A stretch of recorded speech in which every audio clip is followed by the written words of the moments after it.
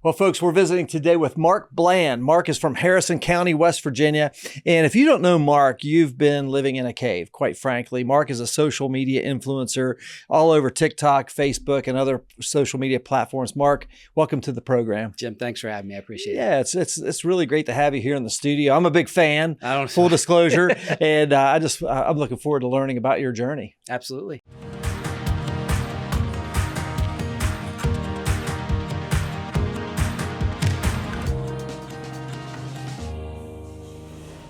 Positively West Virginia is powered by Breezeline high-speed fiber internet and sponsored by Highmark West Virginia, Freedom Key of Morgantown, and Storymaker. With the help of these sponsors, we are able to share the positive business stories of West Virginians, including the one featured in today's episode. Well, Mark, it's so awesome to have you here. Like I said, tell us a little bit about your journey.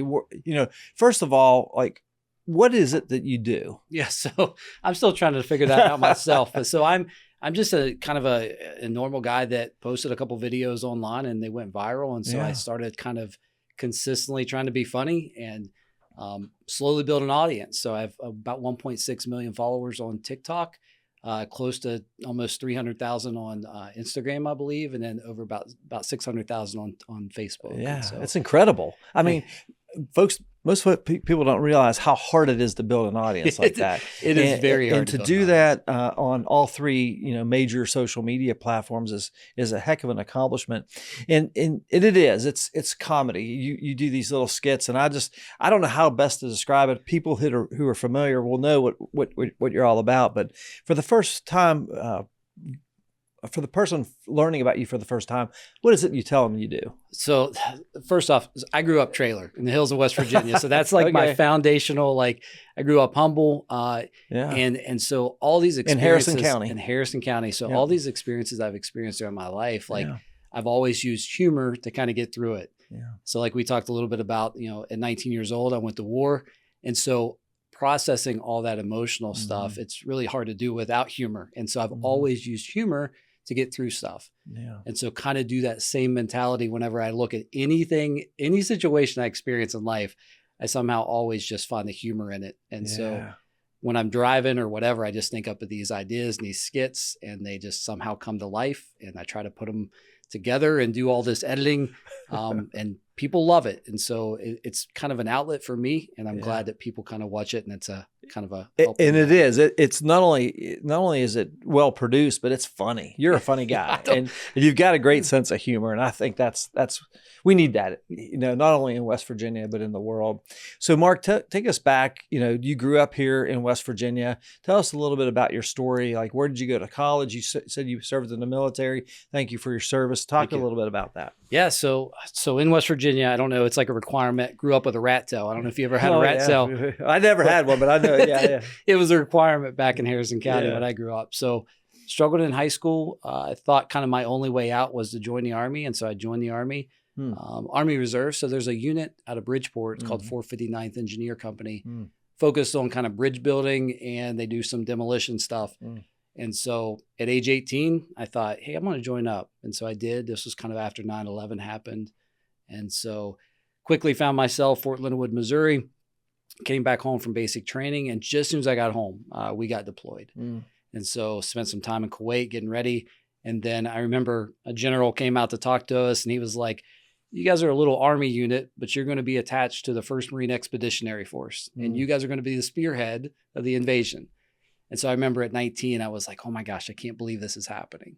And so was that a good, oh my gosh, or like? Oh no, it was definitely like, I don't know what's about to happen, but I can't even imagine. It was insane. And so at 19, like the stuff that we experienced in terms of, and the invasion. And so we were the tip of the spear. We took over Baghdad, obviously. And then I was deployed for almost a little under 2 years when you take basic training and everything involved in it. And so came back home.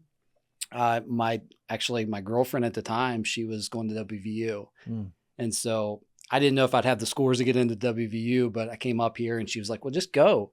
So I remember I sat down with the admissions counselor and talked to her, and she was like, yeah, she's like, you don't have the scores, but I'll put you on probation. And so I remember I was on probation for like the first year, and I gave it everything I had at WVU. Wow. And so did really well. graduated, kind of a general business degree, followed my wife. We ended up getting married a couple years later, had 2 beautiful daughters. And that's kind of my story. We lived up here in Morgantown for about 5 years and then moved back home, which is Harrison County for us.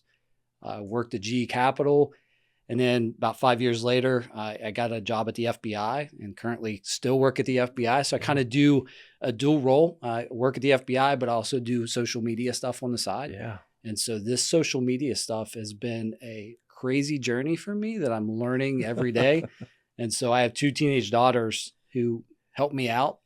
But yeah, it's been a journey for that. Yeah. So how did you really get started in, with the, the whole TikTok thing and the, blowing up and becoming viral, if you will, and, having millions of viewers and these videos are getting not just a million, they're 15, 16, 17 million views. I would say probably early on. So I talked about being overseas. Mm-hmm. The cool thing about it was when I was overseas, people were sending me letters. School kids all across the country. Yeah. And so during COVID, it was kind of my first, I always had social media, but it was my first experience using social media for good. Yeah. And so I got those letters out of storage and I went to find those kids that wrote me across the country, some of them who were adults now. And so I would post online, I would post the letter that I had that was 17 years old. And so I was like, hey, if you're from Bay Village, Ohio, and your name is Megan, did you write me back in 2003, in 2004? And so I used social media to find these kids who are now adults and connect with them. I mean, it was the coolest experience I've ever had in my life. That, yeah. And so there was one girl, her name was Megan. She was from Bay Village, Ohio. And all I had was from Megan was she was in 2nd grade and she wrote this letter and she had my name. And that was the coolest thing. I didn't know how she had my name, but just people were writing us all over the country. And so Megan wrote me a couple times. And so I found Megan in Bay Village, Ohio by using social media. What I did was I found a public group in Bay Village, Ohio. And I'm like, anybody know this little girl's name? Which obviously she's an adult now. But one of the ladies was like, I think I know her mom. And so met her, found out, contacted her mom, ended up showing her the letter. And so long story short, I found Megan, who is now a nurse and working during COVID at the time. And so it was so cool for me to be able to send Megan her letter and say, hey, in 2nd grade, you sent me this letter and it meant so much to me. I kept them. I kept every letter I got. And so I did that. I found people from Ohio, Florida, Texas, New York, and I was able to kind of show them their letter and reconnect with them using social media. So that was my first experience kind of using social media for good. I love it. Yeah. What a great idea.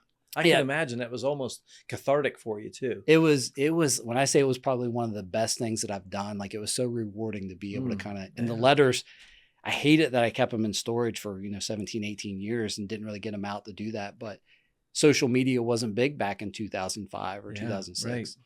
But, using social media, I was able to find those people. And I liked what you said, using social media for good. Yeah. Because so much, it gets a bad rap for a lot of, bad things and nefarious reasons that people, are using social media, but you are trying to do something positive. Yeah. And so that's when I first kind of did that through Facebook. I remember, and I would always kind of post some funny videos back and forth even before that, but it was one every 3 months.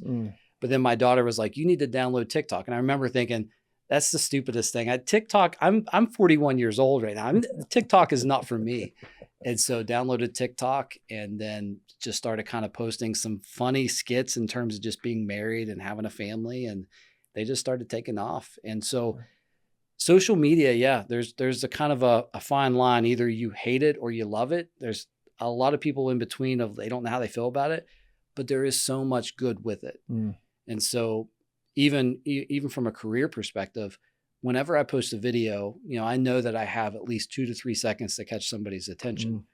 And if you're in business, you may have 2 to 3 seconds to catch somebody's attention to sell them your product. That's absolutely right. And so there is a lot of benefits from it in terms of that aspect. Yeah, that's awesome. This is Positively West Virginia. We'll be right back. Stay connected with an unbeatable deal from Breezeline. Voted best in Mountaineer Country for their reliable, high-speed fiber internet for a low cost, Breezeline is the best gig in town. Here at InnerAction Media, we rely on high-speed internet every single day to ensure we can deliver the best content possible for our clients and when we publish Positively West Virginia each week. That's why we use Breezeline. It's affordable, fast, and they're great people as well. Learn more about Breezeline's internet, TV, and mobile options at breezeline.com. Folks, we're back. We're visiting with Mark Bland from Harrison County, West Virginia. Mark, I want to go back to what you just said about TikTok. Your daughter says, hey, get this app. You're like, that's, I'm 41. That's not for me, but you do it. When did you know, when did you first hit that first video that said, hey, there's something here? Yeah. So I posted a video and it was a Saturday skit. It was almost like Dad's recap Saturday mornings or recap Saturdays. And it was a dad that had a headset on, almost like a baseball coach getting interviewed at the end of the game.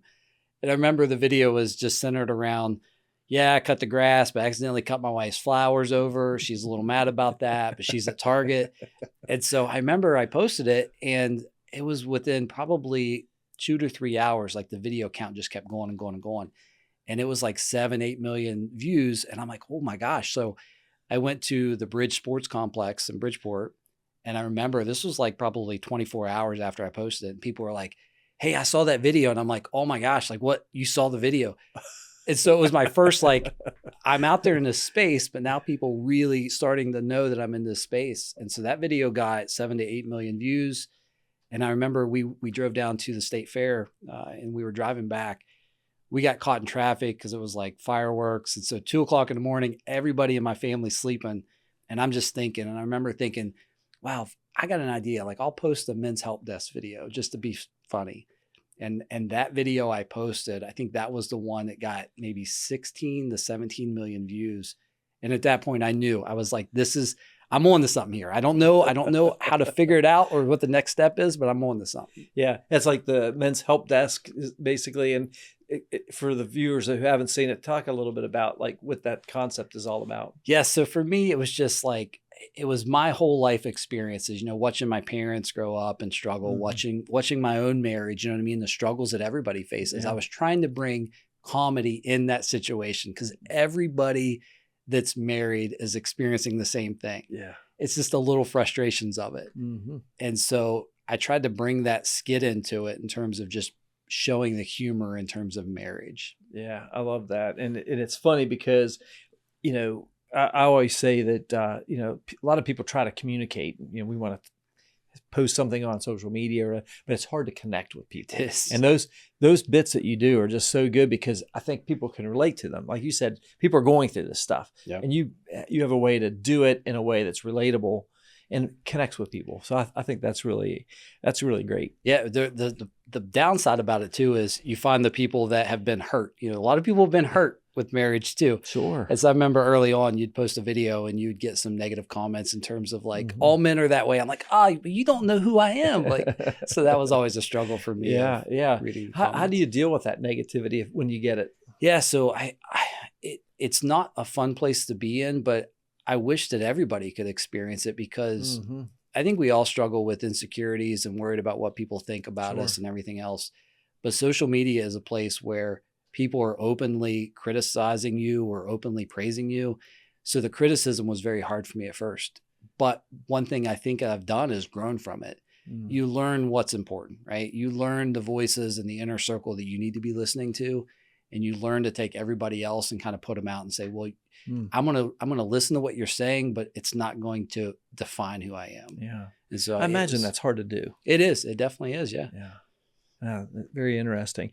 So you carry in your on your social media channels, TikTok and Facebook and all these videos that you do, you cover a wide range of topics, right?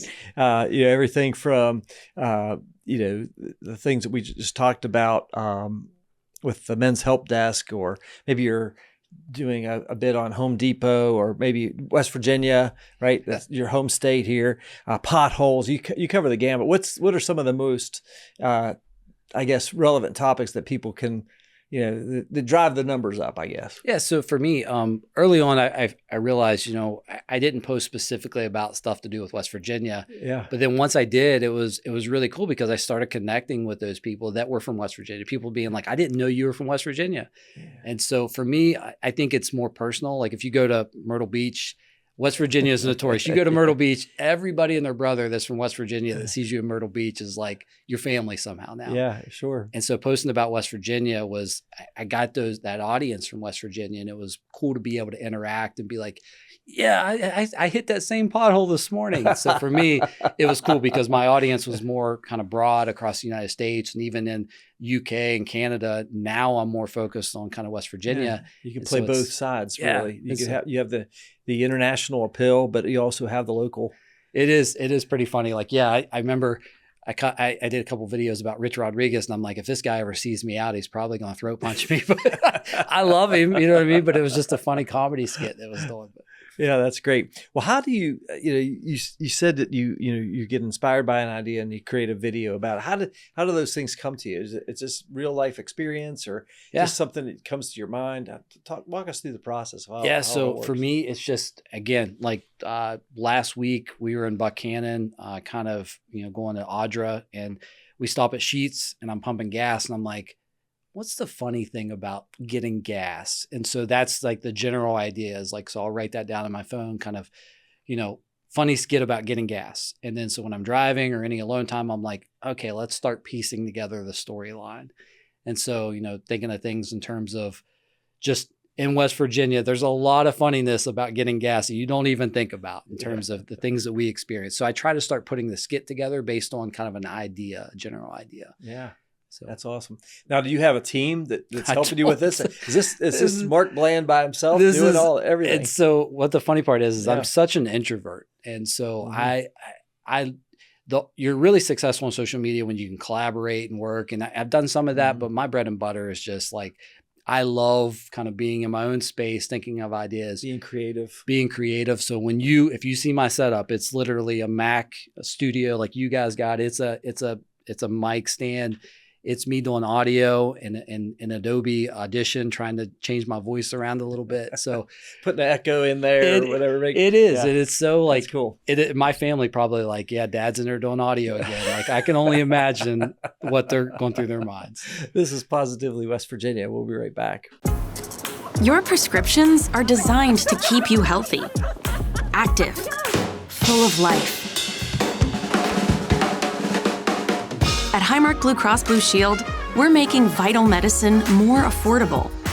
Because when your prescriptions don't cost an arm and a leg, you can use those limbs for something more meaningful. Because life. Highmark Blue Cross Blue Shield, West Virginia.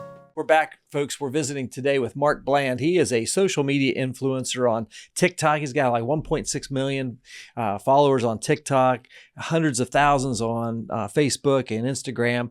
Mark, this is really great just talking with you. And I love getting kind of behind the scenes. Could you talk a little bit about like monetization? Because we see like these videos that you're producing having millions of views. How do you make money with this stuff? Yeah, so I mean, I drive a 2014 Jeep Jeep, so it's not like I'm rolling in the dough, but there are ways to kind of monetize social media, and so it's a whole different world that I'm still learning. But one way is like with TikTok, you get paid off of views, and so for every 1,000 views, they may pay you like $1.07 or $1.20, and that fluctuates. And so early on, I remember my first viral video had like 18, 19 million views. And this is when I signed up for their creator program. And it 1 month alone, I mean, I made enough to be like, I'm done. I'm quitting. I'm focusing full time.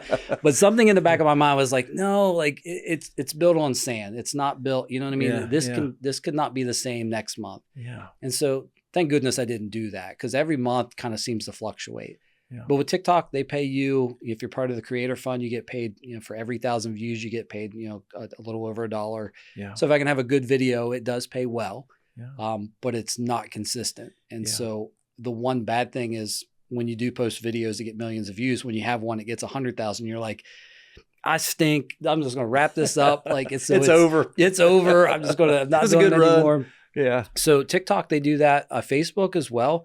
So Facebook, I don't know if you've seen it, but like if you see a video, you'll see a little advertisement underneath, and they'll pay you kind of a very small fee for that kind of ad being underneath your video. Yeah. So there's a couple different ways that I make money through those avenues, but another way is through advertisements through company. Yeah. Through company. So I've worked with kind of Walmart, Wendy's, Hellsberg Diamonds. They've reached out and said, hey, we want you to promote our product. And at that point, I'll put a skit together, have them approve it.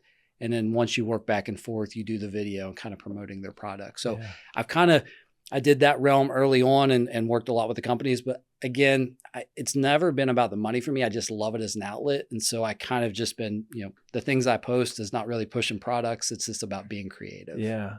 It's pretty neat because you are having an impact, right? Because like you said, just making somebody laugh, bringing some joy to somebody's day, even if it's in a 1-minute video or something like that. There's a lot of power in that, and using social media for good, like you said. But the idea of monetization, I think, is really interesting. I remember it's been, I don't know, probably 8 or 9, maybe 10 years ago.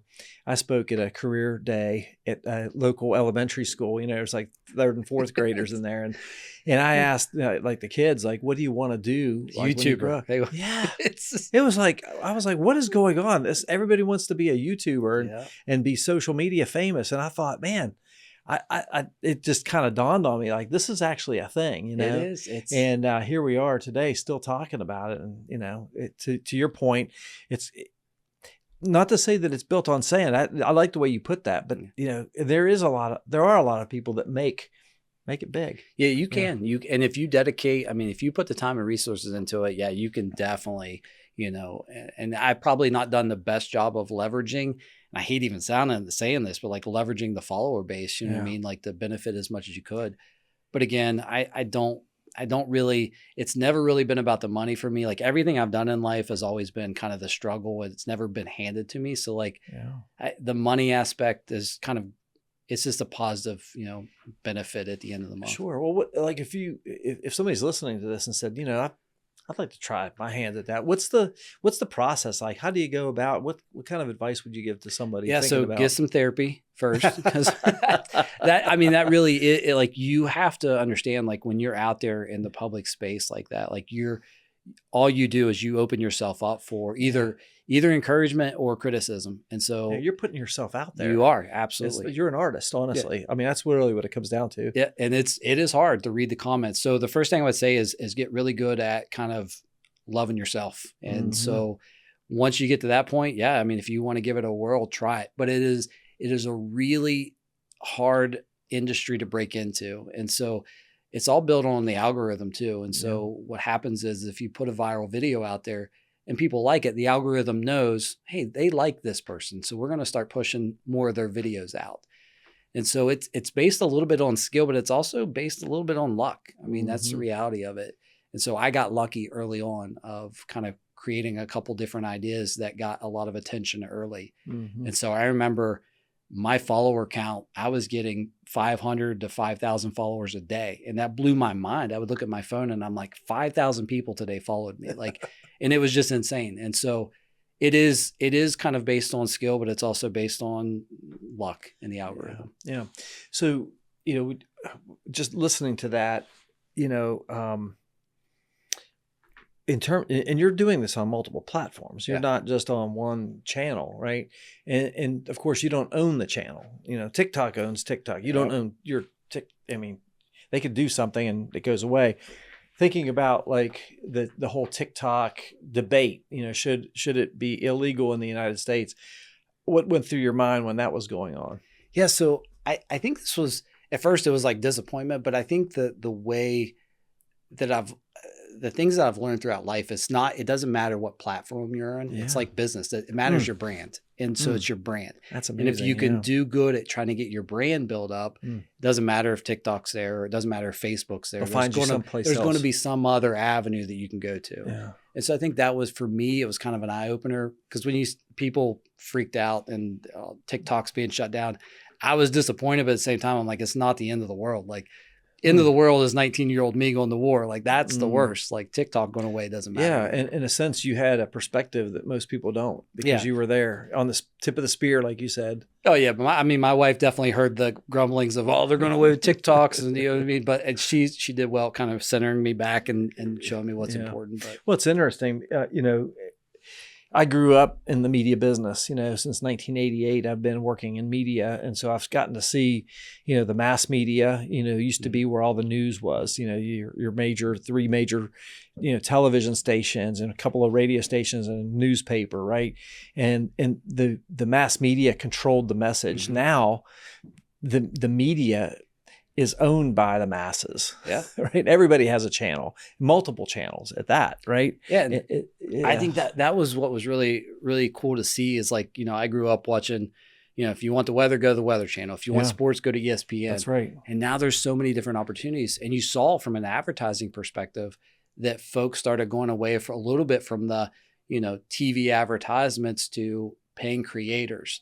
And so it is crazy to look at in terms of people's pages. Like my page is somebody's TV channel. And so it's crazy to think about that. But like some people log on and try to go find, hey, what did he post any videos today? And so it is a crazy shift in terms of the industry. What's your that's great perspective. Thank you for that. What's the cadence that you have? Do you have like a certain rhythm that you're putting out content? So this is where I talk about the algorithm. The algorithm loves a cadence. It loves you to be consistent in posting.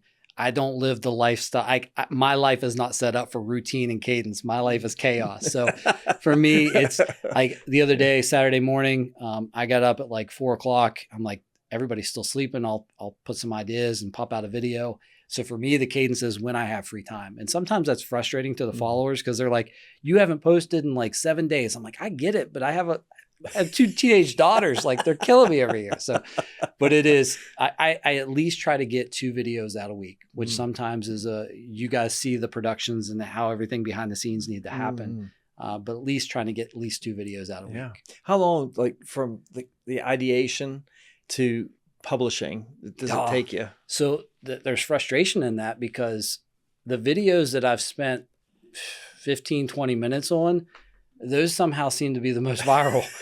The videos that I'm like so passionate about, and I'm like, this is going to be the greatest video in the world. And I spend hours doing the edits and the audio. Yeah. Those are the ones that's tank. Like, and I'm like, it only got like 40,000 views. Like, but I would say on an average, maybe 1 to 2 hours in terms of once I can get the idea kind of written down in the script, 1 to 2 hours from shooting it to editing it. So do you actually write a script? Basically? Yeah, I have on my phone. I have a list of ideas that I try to like. Some of them fall flat, but some of them kind of like, okay, yeah, this one's working. I'll keep trying to build out the script. Yeah. What's the most popular? I guess I don't know if I asked that question necessarily, but like, for me, it's kind of what is the most relatable. And that's one thing you learn about social media. It's like, how can I reach a mass audience without segregating some of the audience? Yes. So things like everybody's frustrated at gas prices, you know what I mean? And so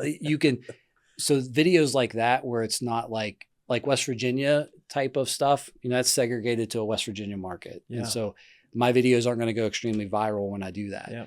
But anything that's kind of wide open, everybody's experiencing, those are the ones that go. Yeah, that's really interesting. And so there's a mindfulness about it. That's what I'm getting. Yeah, is like you have to actually put some thought into it too. You do, you do. And so the great thing with me is it's probably been a blessing in disguise. But working for the FBI, it's like, okay, I got to walk into work the next day. so am I pushing the boundary on a video idea? That's actually great though. Yeah, because I used to. Back years ago when, I was coaching people like how to use Facebook, back in the day. And I would say, don't put anything on there that your mother would disapprove of, and I don't think people would listen to that nowadays, but that was kind of the idea is like, be careful. You do. You absolutely have to be careful. There are a couple of videos I probably pushed the boundaries on, but for the most part, I think everybody's like, I know that kind of boundary that I'm crossing over. And so it's nice to kind of operate in that middle. Well, since you've been doing, and obviously, again, thank you for your service, but, serving in wartime, you've seen a lot of interesting things you probably can't even talk about, maybe in your job, it's the same thing. But with regard to social media and what you've been able to accomplish since 2021 or so, what's the most interesting thing that's happened to you because of this? Probably just the most interesting thing is probably the realization that we all have people that we extremely look up to and stuff like that. So the coolest thing for me was the amount of people that reached out, like that I classified as famous, but now like we're kind of like interacting, like Edwin McCain, like, so like people like that. Lil Jon follows me. So like those things were pretty cool to me, like to be like, wow, that's pretty neat. Like I never thought that I would be followed by that person.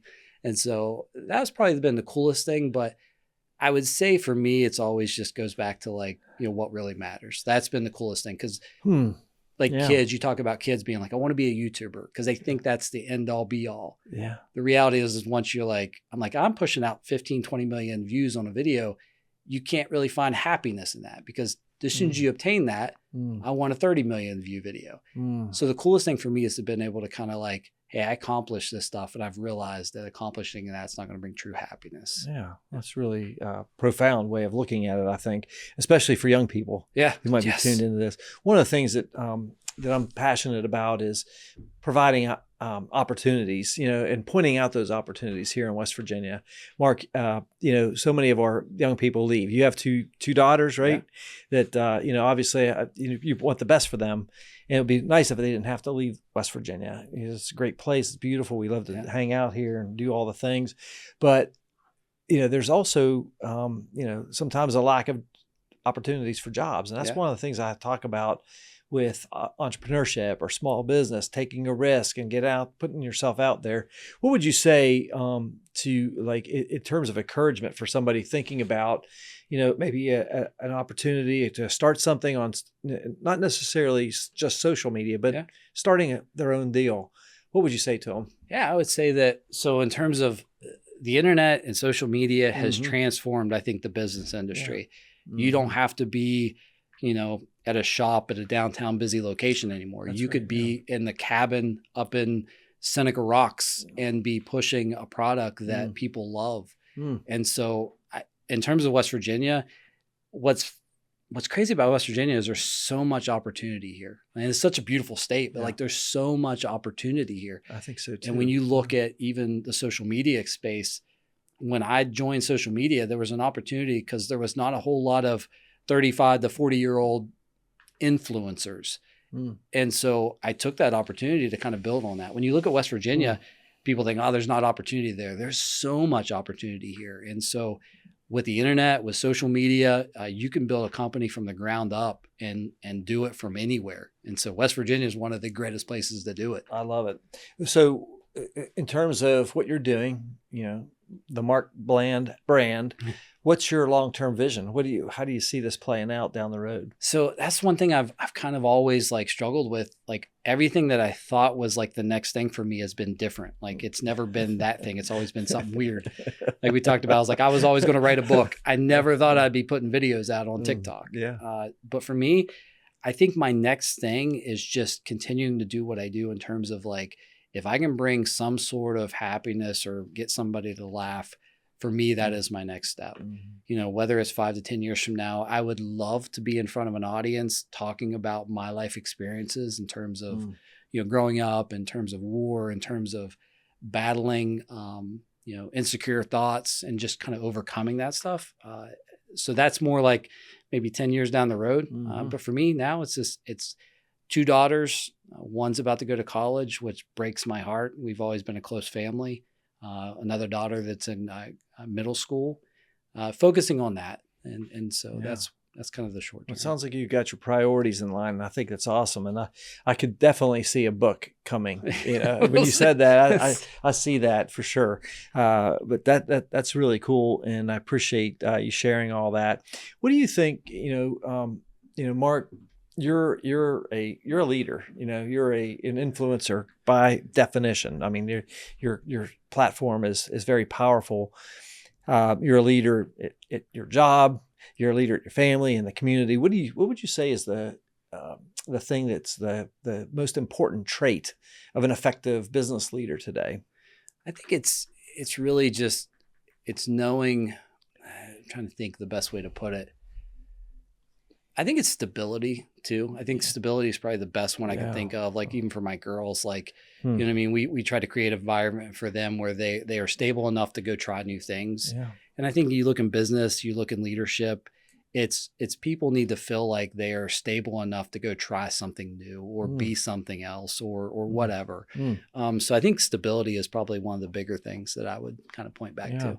I mean, that's important in the military for sure. Yeah. Stability, right? You know, you're going in, you know, the tip of the spear, you're going into battle. You have to have leaders that you can trust and believe in, right? Yeah. And having that stability. And that's a huge thing in the military is you want to know that the person next to you to the right or left is going to march forward with you in terms of, you know, they're going to be there with you every step of the way. Yeah. And so I think that's a big thing in terms of leadership. Did you go into the military right out of high school? I did. So I joined my senior year of high school, and then just soon after graduation, kind of left. Yeah. It's interesting. I had a breakfast just this past Saturday with a young guy, 16 years old. I was looking for some mentorship. I was kind of in the foster system, you know, and he's exploring this idea of going into the military right after high school to do like a 4-year stint. Yeah. Is that something you would recommend for people? Yeah, I think so. I think when you look at the military, obviously, especially like the Army, one of their recruiting efforts, they go, you know, I was attracted to that Army, you know what I mean? A poor kid from West Virginia trying to look for opportunity. Yeah. And so when you look at it, sometimes, you know, 9 times out of 10, these kids that are going into the military do have a little bit of emotional instability is the best, probably, if that's even a word, but like they're kind of already battling some stuff. Yeah. So when you go into the Army, it's this constant chaos. And some of these kids like me, I was used to the chaos. Like it was like, you're screaming at me, but yeah, that's funny. When I went to war, it was one of those like, oh my gosh, like if I don't find somewhere to fix everything that's going on inside of me, I'm going to be pretty messed up. And so for me, we talked a little bit about this, faith for me. It was kind of going back to the Bible and reading that stuff, put all that chaos and kind of made sense of it a little bit. And so I kind of caution people like, look, if you're going to go in the Army, it is a really great place to go and try to build something. But you also have to be careful. I think if you go to war, that's a part it's a little bit concerning for me with kids that are going kind of with like unstable backgrounds is the best way to put it. But yeah, I think the military is a great place to start. There's a lot of resources now for everybody in the military, but yeah, I would recommend the military for anybody. That's good. Thank you for sharing that. It was just something that was on my mind just 2 days ago. So appreciate that. Mark, we've covered a lot in this interview, everything from your growing up here in West Virginia to your military service. Again, thank you for that, to where you're at now, in your career, but also in social media. And I think it's awesome, you know, and just, it's been great to have a conversation with you. Yeah. Is there anything else you think our listeners would like or should know about your story or what you're doing? No, actually, no. If people want to try to give me a follow, I think the one thing about my channel you'll find out is I try to do skits. You won't find me posting a lot of personal stuff on there. I'm not that type of influencer. Yeah. I'm just more trying to find the funny about life and put it into a skit. Yeah. Make people laugh. That's at the end of the day. That's joy. That's it. And so, we need that, man. So I admire you for that. What's the best place folks can check you out and perhaps even reach out to you? Yeah. So if you want, I mean, search TikTok, and even on my TikTok, like I have in the profile, I have my email address and there. Awesome. And then also I have an email address in the Instagram and Facebook as well. So I'm always up for messages. Send me an IM or whatever. I even go into the spam messages to see if, did somebody get lost in there? And so that's cool. I go in there all the time just to look around. Well, I loved your, the project you did, reaching out to, what was it called? It's called PS Thank You. PS Thank You. Yeah. And so we did, if you go to Google, you can type in PS Thank You. And K-Love did a kind of a little bit of a bid on it. Oh, really? And so they did kind of an over the phone interview on it. But yeah, if you go to Google, type in PS thank you, put my name at the end of it, you'll be able to kind of see a little bit of the letters and kind of maybe hear the interview. I'm going to do that myself. I haven't checked that out, but I'm intrigued. Yeah. I'm curious about that. So thank you. And of course, we'll make sure we have links to all of your social media accounts and even your YouTube channel, right? So YouTube for me, never really broke into that space. You'll see that I don't really post consistently on YouTube. Yeah. But that's one area I want to try to get better at is posting on YouTube. So yeah, that's great. Mark Bland, it's been an honor to have you on the show. Thanks. I've enjoyed getting to know you, and now as a fan, I can even have a more deep appreciation of what you're doing and why you're doing it. So I think what you're doing is really cool and amazing, and I want to encourage you to keep up the great work. I appreciate it. Thanks for having me, Joe. Yes, sir. Thank you for being here. Folks, that's a wrap on another episode of Positively West Virginia. If you or someone you know would be a great guest on our show, drop us a line on our website at positivelywv.com. And of course, we appreciate your comments, your encouragement, and sharing these great stories, just like the one that Mark Bland shared with us today. Make sure you share this on your social media channels and get the word out about Mark, and give his pages a follow as well on social media. For our entire Positively West Virginia team, including our producer today, Mr. Jimmy Murray behind the controls. Thanks, Jimmy.